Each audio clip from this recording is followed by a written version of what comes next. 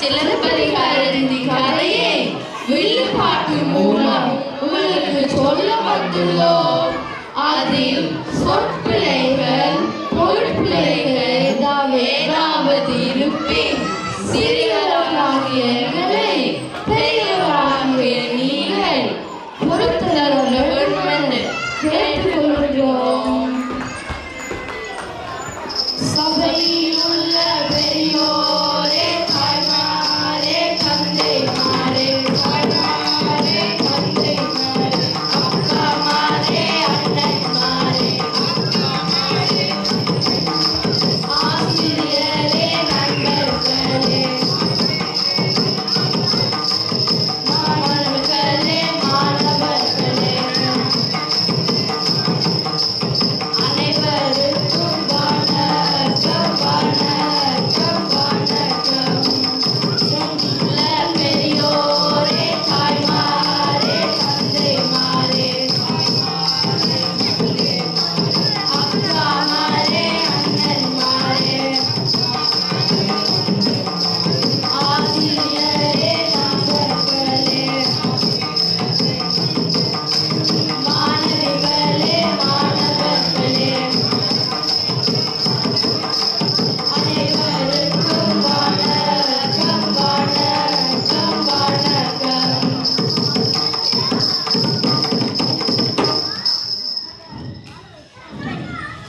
இன்று நாம் இளங்கோவடியார் எழுதிய காப்பிய நூலான சிலப்பதிகாரத்தின் கதையை வில்லுப்பாட்டு மூலம் நாம் கூற வந்துள்ளோம்.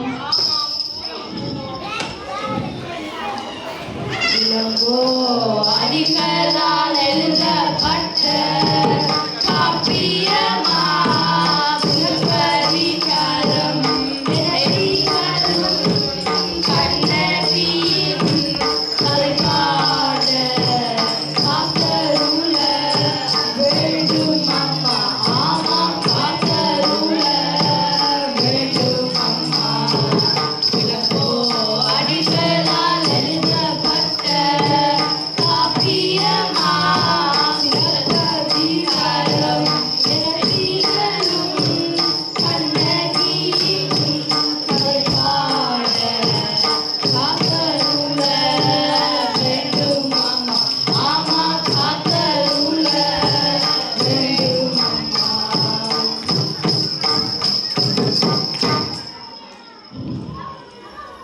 இன்றைய தினம் நாங்கள் கண்ணகி கோவலன் கதையை வில்லுப்பாட்டு மூலம் சொல்ல வந்துள்ளோம். இது 2000 ஆண்டுகளுக்கு முற்பட்ட கதை. ஆமாம், பழைய கதை, புளிக்காத கதை, தவிட்டாத கதை, காலத்தினால் அழிக்க முடியாத கதை, பெண்கள் எல்லாம் கேட்டு பெருமைப்பட வேண்டிய கதை. காவிரிப்பு பட்டணத்தில் பெருவணிவர்களான மாசாதுர்நாதன் கோவலனுக்கும் மாநாயகர் மகள் கண்ணகிக்கும் பெற்றோர் தம் விருப்பம் போல திருமணம் செய்து வைத்தனர். வந்தவர்கள் எல்லோரும் கண்ணகி கோவலனை வாழ்த்தனர்.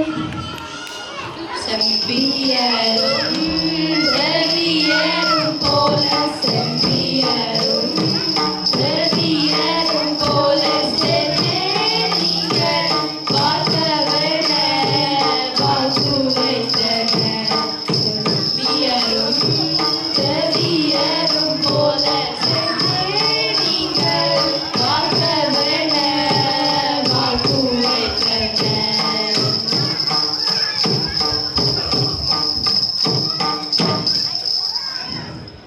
மணமக்களும் மணியரும் பூண்டு இன்புற்று வாழ்ந்தனர்.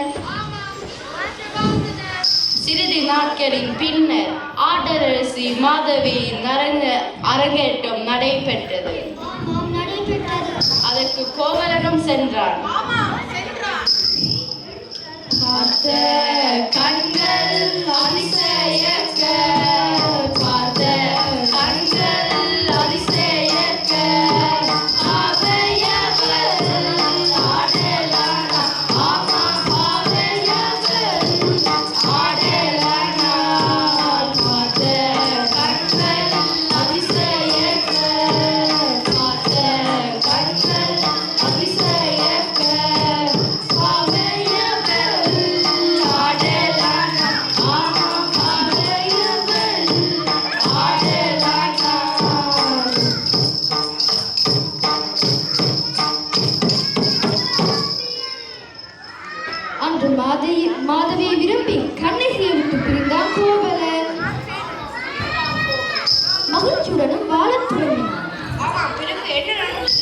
நடந்தது என்னன்னு தெரியுமோ? சொல்லுங்க சொல்லுங்க. கண்ணகி தனியாக வீட்டிலே இருந்தாள். கோவலன் தன்னை விட்டு பிரிந்ததால் கண்ணகி கலங்கினாள். அவள் புலம்பினாள் புலம்பினாள். கண்ணகியால் கண்ணகியால் கண்ணகியால் கண்ணகி கண்ணகியால் கண்ணகியால் கண்ணகியால் மதவனே காணாமலே காணாமலே காணாமலே மதிமயங்கி புலம்பினாள். அவள் மதிமயங்கி புலம்பினாள் புலம்பினாள். பூக்கரசி கண்ணகியால் கண்ணகியால் கண்ணகியால் மதவனே காணாமலே காணாமலே காணாமலே மதிமயங்கி புலம்பினாள். அவள் புலம்பினாள் புலம்பினாள்.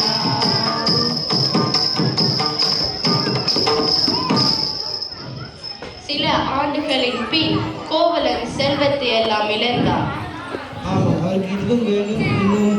கோவலனுக்கும் மாதவிக்கும் இடையில் முரண்பாடு ஏற்பட்டது. கோவலன் கண்ணகியிடம் திரும்பி வந்தான்.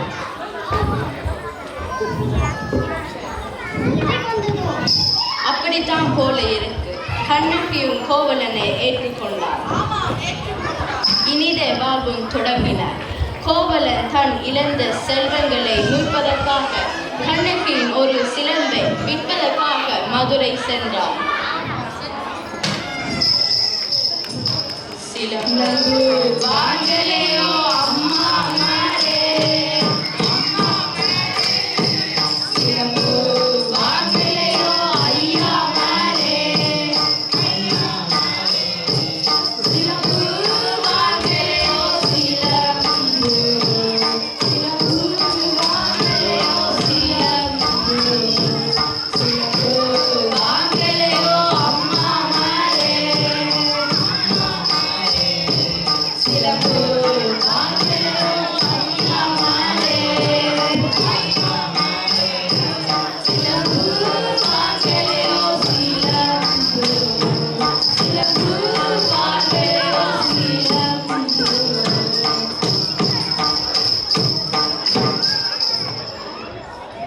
என்று கூறி சிலம்பை விற்கத் தொடங்கினார்.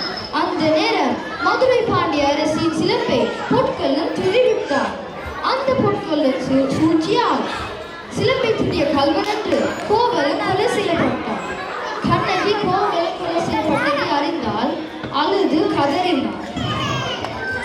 வேறறுந்த பெருமரம் போல் வீதியில விழுந்து விட்டாள். வீதியில விழுந்து விட்டாள். அம்மா மாரே ஐயா மாரே என்றெல்லோ அழுது கொண்டாள். கண்ணுடைய கண்ணகியால் வேறறுந்த பெருமரம் போல் வீதியில விழுந்து விட்டாள். அம்மா மாரே ஐயா மாரே என்றெல்லோ அழுது கொண்டாள். கண்ணுடைய கண்ணகியால்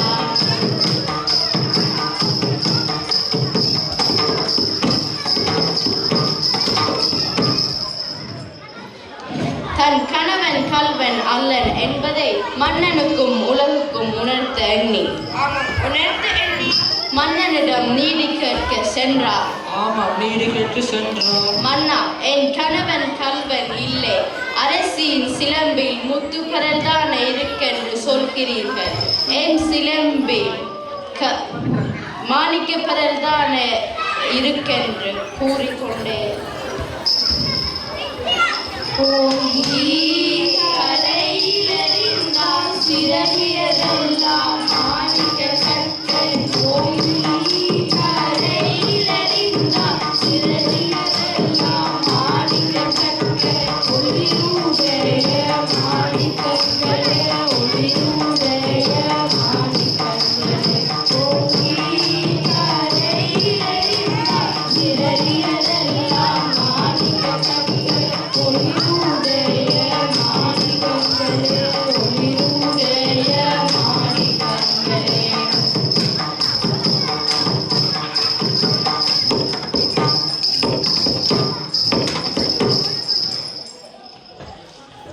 கணவன் கல்வன் இல்லை என்பதை நிரூபித்தால் கண்ணகி. நீதி தவறிய மன்னனும் இறந்தான்.